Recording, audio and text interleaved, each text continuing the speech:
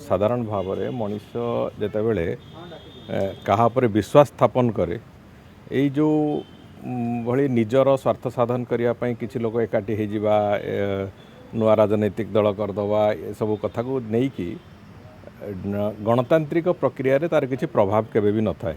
आज पर्यंत सर्वभारतीय स्तर में कौटी देखा जाएनी कि ओडिशा रे भी से कथार कौन नजर देखा जीवनी।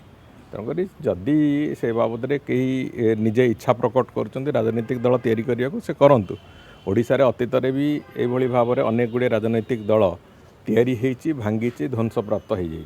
तेणुक से सब कथा अपेक्षा लोक विकास रे विश्वास करती एवं प्रधानमंत्री एवं एठी मुख्यमंत्री जो विकास रो धारा चली विकसित ओडिशा और विकसित भारत वर्षर जो योजना लोके ताकू विश्वास करिसेंती एवं से आधार को धरिकी लोक आमको समर्थन भी दौरान। तेणुक बिना समर्थन जदि कि नुआ राजनीतिक दल करेंगे करंतु जदि आपंक आम भिडी भल लगा तेब आम चैनल को लाइक शेयर और सब्सक्राइब करने को जमा भी भूलु नहीं।